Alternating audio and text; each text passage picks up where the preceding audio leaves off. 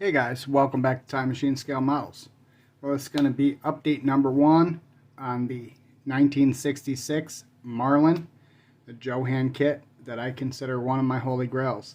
And things are going pretty good. Obviously, you know, the Jo-Han kits are pretty simple, so it should go together fairly easily and fairly quickly. And we're making some progress here. As you can see, I've got color on the body and using the MCW Seafoam turquoise metallic, and it looks pretty good. The second color will be applied in a couple days. I'm going to let this gas out a little bit, and then we are going to use the Tahoe turquoise on the roof and the trunk lid area, and obviously the accents here around the side windows. But all in all, everything's going pretty good. I got the body, of course, and then the front valance. If you could see, turn this light on, might make it easier. Front valance here. The hood, let me see if I can grab this. The hood is looking pretty good. Not too bad, not too bad. Pretty satisfied with the way it came out. I did have one speck of dust. I don't know if you could see it. Let me get the light right there. And it landed on it when it was still wet, despite my best efforts to keep everything clean. So we'll probably have to do some light wet sanding, but all in all, it came out pretty good, and pretty satisfied with it. Now, like I said, I used the MCW 6955E Seafoam Turquoise Metallic, and I used, don't let the shape of the bottle fool you, their hardener. Little couple drops of that in there, and 50-50 mix of lacquer thinner and paint, and a couple drops of the hardener does good work. So I'm pretty satisfied with the way it turned out. The engine, I painted a tester's red, gloss red. I think it's a little bit too dark, but it is what it is. I'm not going backwards at this point. And we'll just detail it up, and we'll finish assembling it, and it'll look fine once it's done. I wish there was some water slides to go with this, because obviously on the Marlin you have the 327 emblems that go on the valve covers, and this kit doesn't come with them. And I've looked online and I can't find any of those anywhere. I'm sure I could have some made if I wanted to wait. And there's the air cleaner. Alright, so we were able to paint the inner fender wells on it, and this is the beauty of an airbrush. For you guys that use rattle cans, and there's nothing wrong with that, the beauty of the airbrush is I'm able to airbrush this without touching the bottom. You know what I mean?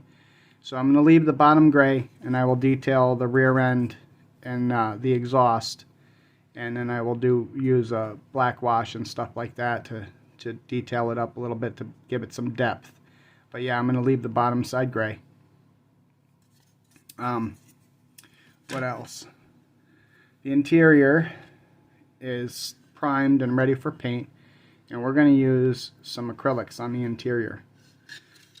And again, with the airbrush, let me get rid of these. With the airbrush, I was able to spray the firewall and mist the underside without really getting any on the inside of the car. You know, the control of the airbrush. Now with a spray bomb, you'd probably have to mask everything off so you didn't spray bomb the interior too. So that's the beauty of using an airbrush, guys. The seats and seat backs and the radiator support are primed. Radiator support will be black. The seats are going to be almost the same as body color. Let me show you what I'm using here. I'm going to use the Deco Art Dazzling Metallics, and this is a teal color. And when you look at the enamel and then you look at this, they are pretty close. So, and then what I will do, because I'm thinking about doing the tops of the seats here this color, and then using a darker color around here, and then these will be chrome, and everything on here. And the backs will be that darker color too. And I've been in contact with my friend John, who owns several Marlins and Ramblers and other AMC beauties, and he's kind of guiding me on what is body color, what is not body color, what's this color, what's that color. And although this probably won't be 100% factory correct, I'm sure, I'm going to try to get it as close as possible. But so far everything is going good. I still have some stuff to paint, and then I'm going to start assembling. I did find that I'm missing one part. It's not really a big deal. I can actually go without the part and move right along. So the next update, we should have the secondary color on this, and we should have some things assembled. The interior should be painted too. So look out for that video.